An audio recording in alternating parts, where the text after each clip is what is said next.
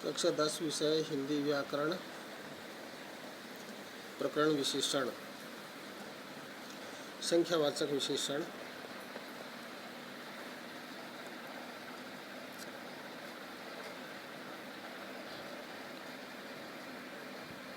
जैसे कक्षा में 30 छात्र हैं। दशरथ के चारों पुत्रों का विवाह हो गया। तीसरा, बस दुर्घटना में 2 दर्जन व्यक्ति घायल हुए। चौथा है, भारत का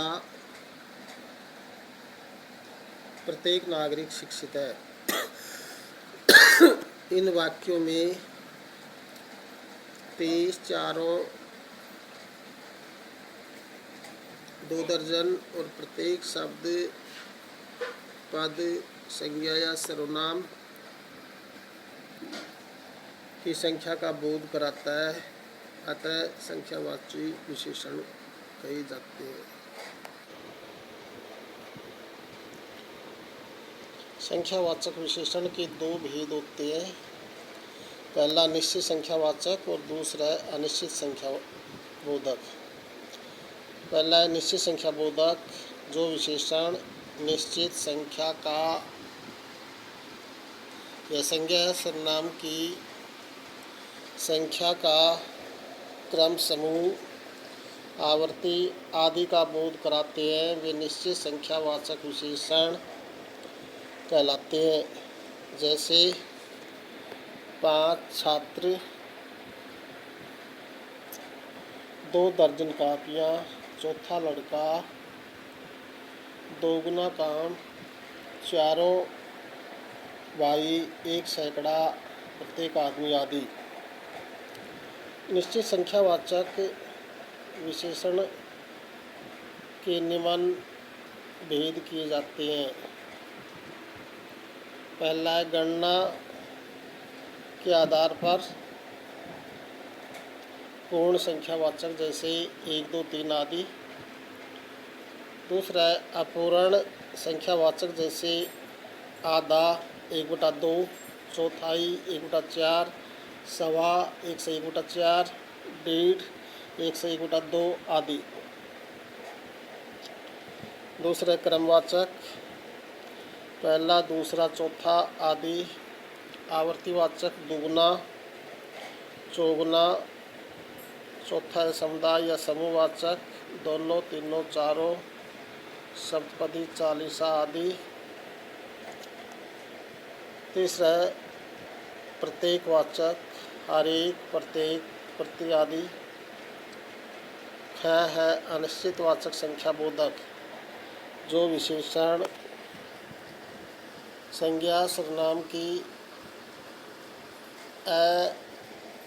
अनिश्चित संख्या का बोध कराते हैं, वे अनिश्चितवाचक संख्या बोधक विशेषण कहे जाते हैं। जैसे बहुत आदमी, सैकड़ों कर्मचारी, लगभग 200 रुपये, थोड़े से अधिकारी आदि। उदाहरण, पहला, इस गांव में बहुत से आदमी निरक्षर हैं। दूसरा है सरकार ने सैकड़ों लोगों को रोजगार दिया। तीसरा है इस भवन को बनाने में लगभग 2 लाख रुपये व्यय होंगे। चौथा है केवल 200 रुपयों से काम चला लेंगे। पांचवा, जनगणना के काम में थोड़े से कर्मचारी लापरवाह हैं। चौथा है सार्वनामिक विशेषण, जो सर्वनाम शब्द विशेषण की बातें किसी संज्ञा के पहले प्रयुक्त होकर संज्ञा की विशेषता बतलाते हैं, वे सार्वनामिक विशेषण कहे जाते हैं। जैसे ये लड़का, वे किसान, हम सब शिक्षक आदि। सार्वनामिक विशेषण के भेद। सार्वनामिक विशेषण के 4 भेद होते हैं। पहला है निश्चित या संकेतवाचक, दूसरा अनिश्चयवाचक, तीसरा प्रश्नवाचक और चौथा है संबंध।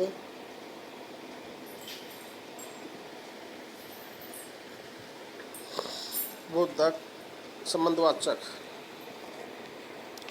क निश्चयवाचक। संकेतवाचक सार्वनामिक विशेषण में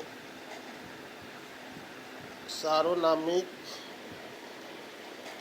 विशेषता किसी संज्ञा की और निश्चय सूचक संकेत करते उसे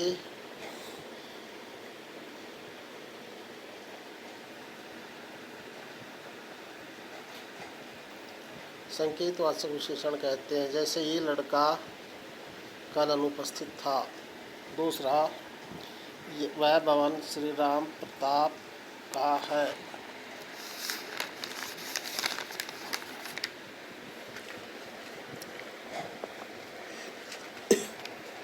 ख है अनिश्चयवाचक संकेतवाचक या सार्वभौमिक विशेषण। ये सार्वभौमिक विशेषण की संज्ञा की ओर निश्चय सूचक संकेत करते हैं। जैसे कोई आदमी बगीचे में रह रहा है। दूसरा, कुछ महिलाएं बाहर प्रतीक्षा कर रही है। तीसरा है प्रश्नवाचक सार्वभौमिक विशेषण।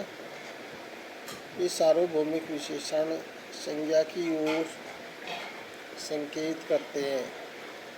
जैसे यहाँ कौन आदमी बैठा था, किस युवक ने बच्चे को बचाया है। तीसरा है कौन से छात्र ने कक्षा में शरारत की। तुम लोगों में क्या बातें हो रही है। चौथा संबंधवाचक सार्वनामिक विशेषण। ये सार्वनामिक विशेषण एक संज्ञा शब्द का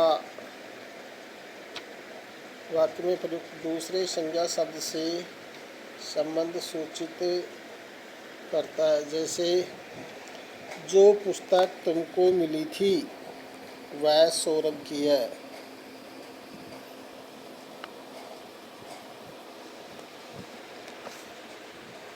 जिस लड़के ने फूल तोड़ी है वह गेट पर खड़ा है। सार्वनामिक विशेषण तथा सर्वनाम में अंतर। जब सर्वनाम शब्द किसी संज्ञा शब्द के पहले विशेषण की तरह प्रयुक्त होता है तो वह सार्वनामिक विशेषण होता है। जैसे सर्वनाम के रूप में, विशेषण के रूप में। वह कहाँ गया है,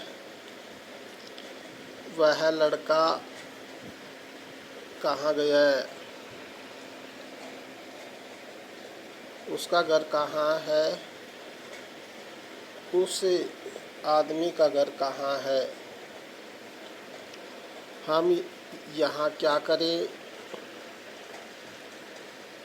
सर्वनाम के रूप में प्रयुक्त हो रहा है और विशेषण के रूप में है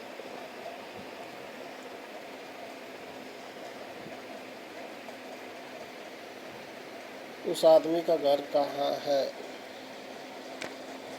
कुछ प्रचलित विशेषण संज्ञा शब्द विशेषण।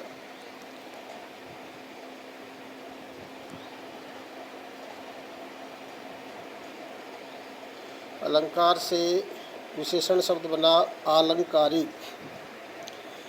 अर्थ संज्ञा शब्द से विशेषण बना आर्थिक। अंश संज्ञा शब्द से विशेषण बना आंशिक। अंतर संज्ञा शब्द से विशेषण बना आंतरिक। इतिहास शब्द से ऐतिहासिक। आत्मा से आत्मिक। दैव से दैविक, न्याय से न्यायिक, पुराण से पौराणिक, पात्र से पक्ष से पाक्षिक, मास से मासिक, विज्ञान संज्ञा शब्द से विशेषण होगा वैज्ञानिक, और कल्पना संज्ञा शब्द से विशेषण होगा काल्पनिक।